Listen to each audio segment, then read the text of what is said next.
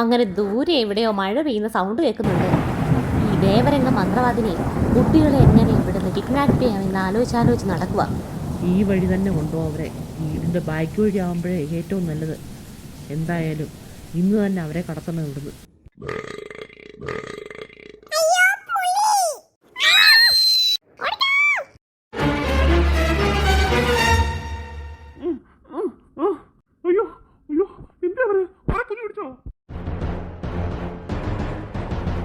ഞാൻ സ്വപ്നം കണ്ടാന്നോ അതോ ഉള്ളത് തന്നെയാണോ?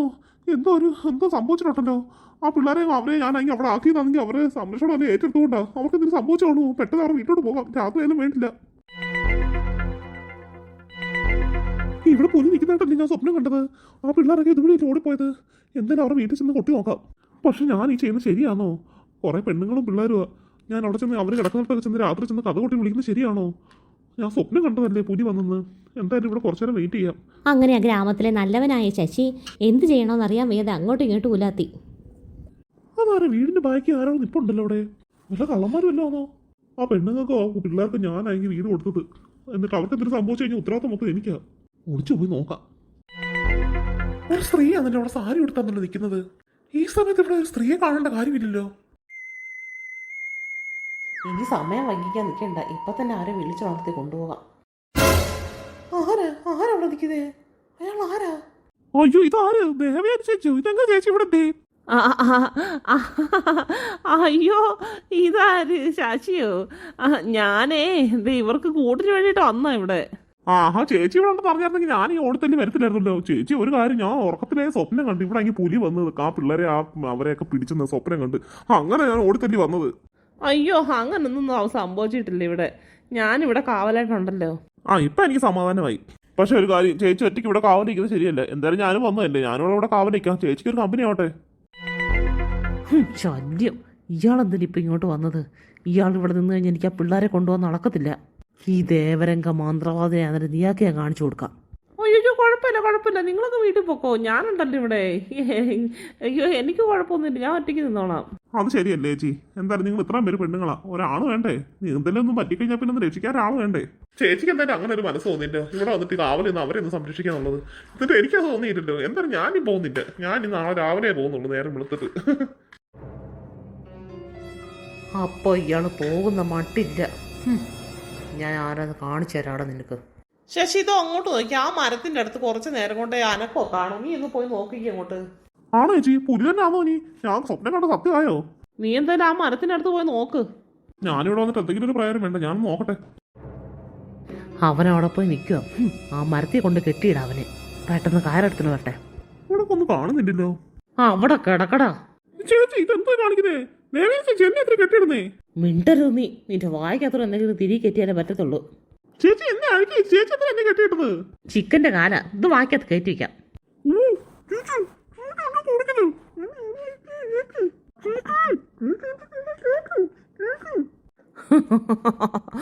അവനെ മരത്തിൽ കയറ്റി ഞാൻ കെട്ടിയിടുകയും ചെയ്ത് വായിക്കകത്ത് ചിക്കൻ്റെ കാലും വെച്ചു കൊടുത്തു. ഇനി അവൻ അനങ്ങത്തില്ല. ഇനി അവൻ്റെ ശല്യം ഉണ്ടാകത്തില്ല. എനിക്ക് പിള്ളേർ ഈസി ആയിട്ട് കൊണ്ടുപോകാം. ഇത് മാത്രം പോരാ, അവനൊന്ന് ഭയക്കണം. എൻ്റെ യഥാർത്ഥ രൂപം അവനൊന്ന് കാണിച്ചു കൊടുക്കാം. ചേച്ചി എടാ, ഞാൻ ദേവരംഗയാടാ മന്ത്രവാദിനി. നീ ആരാന്നാ എന്നെ കുറിച്ച് വിചാരിച്ചത്? ഇനി ആ പിള്ളേരെ പിടിക്കാൻ പോവാം.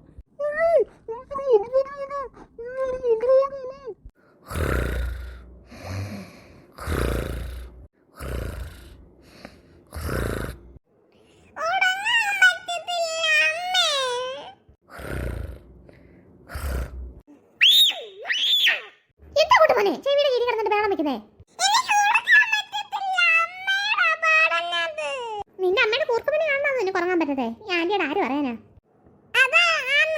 ചെവി പൊത്തിക്കിടന്ന് ഉറങ്ങാൻ നോക്കടാ. ആന്റി ഒന്നും ബഹളം വെക്കാതിരിക്കോ, ഒന്ന് കൂർക്കം വലിക്കാതിരിക്കോ, എന്ന് ഉറങ്ങട്ടെ.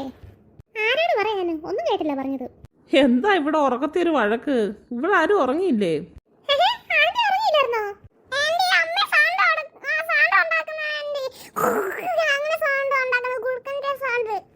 ആഹാ, കൂർക്കം വലി കാരണമാണ് നിങ്ങക്ക് ഉറങ്ങാൻ പറ്റത്തേ.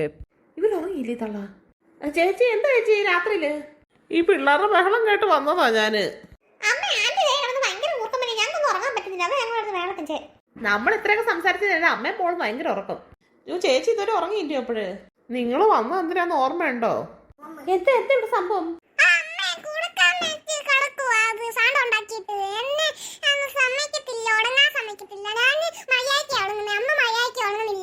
അയ്യോ സോറി ഞാനങ്ങനെ ഉറക്കത്തിൽ കൂർക്കം വലിക്കും, മോൻ അറിയാലോ. ചേച്ചി എങ്ങനെ ഉണർന്ന്? എന്റെ കൂർക്കമില്ല അവിടെ കേട്ടോ. ഇല്ല, പിള്ളേർ ഒച്ചയും ബഹളം കേട്ടോണ്ട് ഞാൻ ഇങ്ങോട്ട് വന്നേ. പിന്നെ വേറൊരു കാര്യം കൂടെ ഞാൻ പറയാൻ വേണ്ടിട്ട് ഇങ്ങോട്ട് വന്നത്, ഒരു അത്യാവശ്യ കാര്യം. എന്താ ചേച്ചി? നിങ്ങൾ പറഞ്ഞില്ലേ 2 കുട്ടികളെ കാണാനില്ലെന്ന്, രേഷ്മയും മീനയും. അവരെ കുറിച്ചാണെങ്കിലേ എനിക്കൊരു അറിവ് കിട്ടി. അതാ ഞാനിപ്പോ ഓടി വന്നത്. നമുക്കാണെങ്കിലേ ഇപ്പൊ തന്നെ പോയി ശരിയാക്കാം.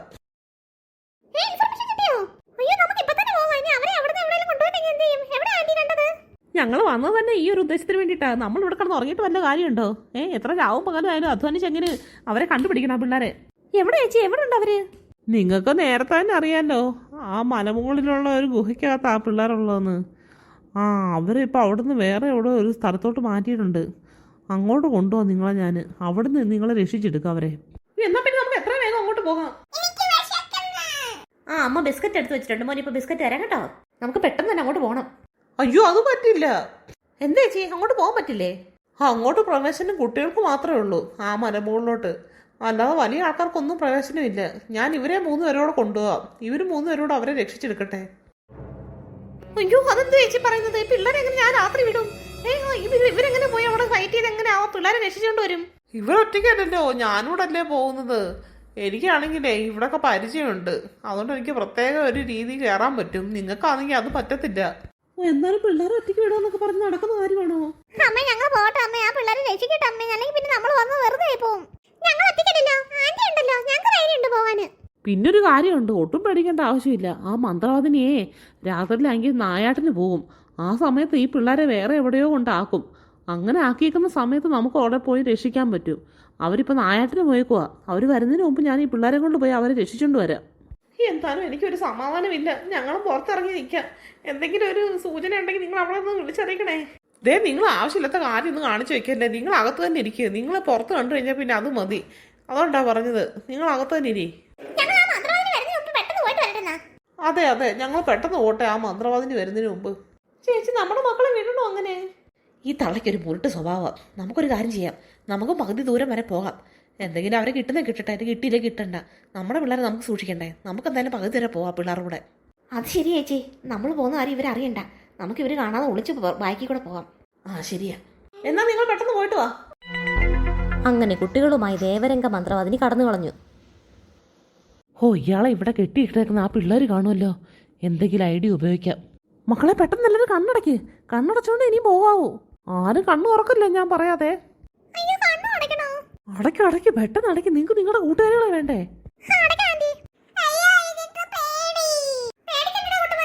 ആന്റി ഇല്ലേ മക്കളെ, അതുകൊണ്ട് പേടിക്കേണ്ട ആവശ്യമില്ല കേട്ടോ. കണ്ണു അടച്ചോണ്ട് എന്റെ ബാക്കി ഇങ്ങ് പോരെ, കയ്യെ പിടിച്ചോണ്ട്. അങ്ങനെ പാവം കുട്ടികൾ ദേവരംഗ മന്ത്രവാദിനി പറയുന്നത് വിശ്വസിച്ച് കണ്ണു അടച്ചുകൊണ്ട് അവരുടെ ബാക്കിൽ കൂടെ നടന്നു പോയി.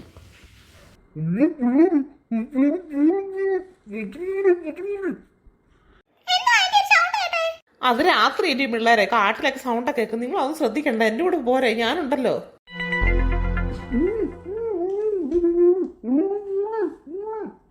അങ്ങനെ ശശിയുടെ കൺമുന്നിൽ കൂടെയാണ് ആ പാവം കുട്ടികളുമായിട്ട് ദേവരംഗ മന്ത്രവാദിനി കടന്നു കളഞ്ഞത്. ശശി ഒരുപാട് ബഹളം വെച്ച് നോക്കി. വായിൽ ചിക്കൻ ഉള്ളതുകൊണ്ട് ഒന്നും നടന്നില്ല.